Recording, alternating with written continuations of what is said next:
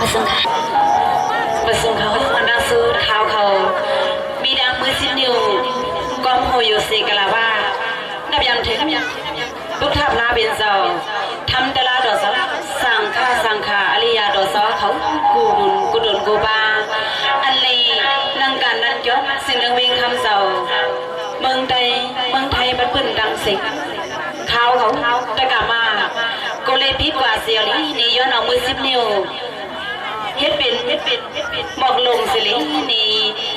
ย้อนดูล้องที่จ้องเสียสาวเขากูการกูจ้องย้อนกันดออันดังสุดที่เขาวันเมื่อไหร่นี่เฮาคาสมูพี่น้อง3 ก็4 ก็5 คนที่อันกันลัดเดาเข้าวัดเพียวทองมาที่นี่ฐานะเรียนทุ่งเมืองปิงหลงเฮาค่ะที่เนื้อวันก็คำเฮาค่ะอันเป็นผู้อ่อนโนน้ำนาเศร้าตาหน้าหลงเฮาค่ะปอเสียยงเฮาค่ะตังเงินตังยี่นี่ค่ะเนาะเซมโพดังเมคัดเสนเกี่ยวซาเฮ็ดเป็นปล่อยพลางปล่อยตลาปล่อยสังค่ะ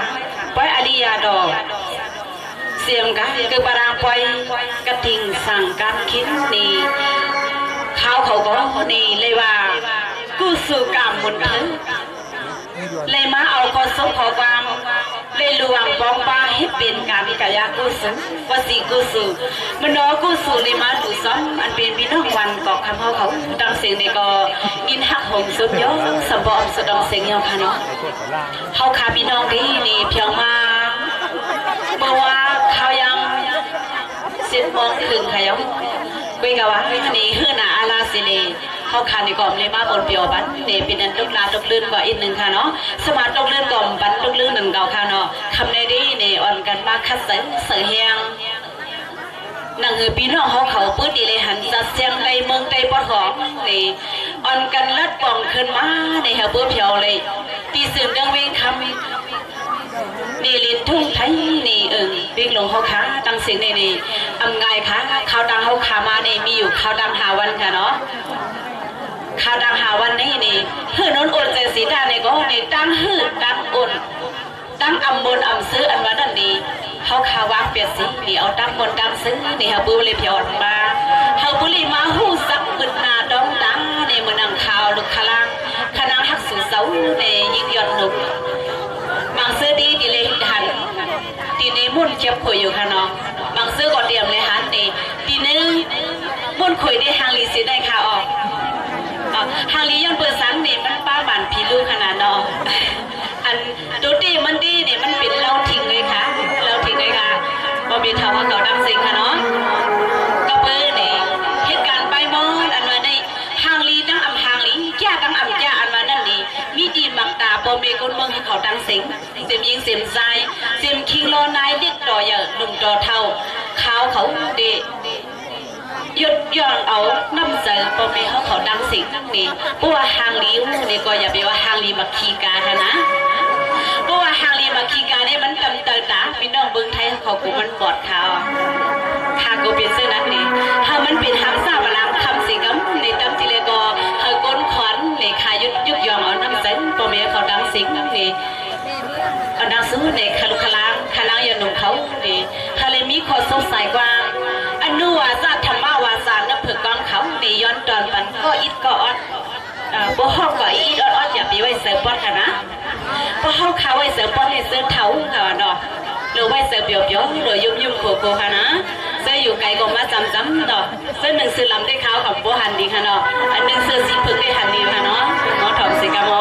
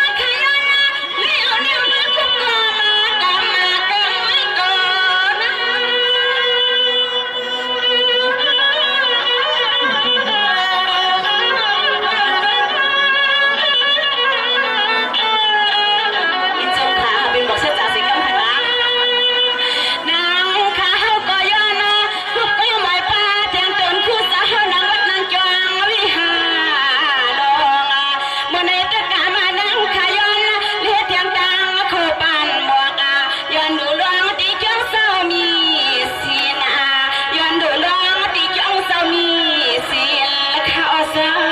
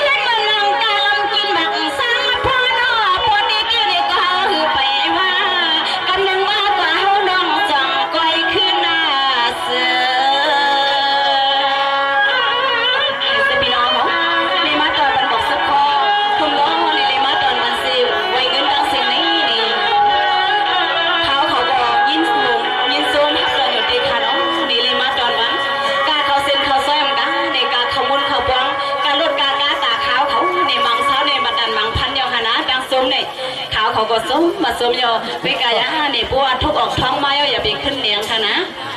เพื่อเขียงอย่าไปขึ้นโซ่เนี่ยปัวมีลูกมีก้นหนึ่งอย่าไปเอามีหน่อยขึ้นโลนี่ค่ะนะนี่ก็มีนี่ตอนด่าข้าวเขานี่ก็พวกอำลักก็อำโนอำโคก็อำบนในขณะนอสังเสวารับพิดก่อนดึงอีหนึ่งอีนี่ก็แค่นอลดข้างวางป่วยอังข้างผ่าบันสิกรรมเขา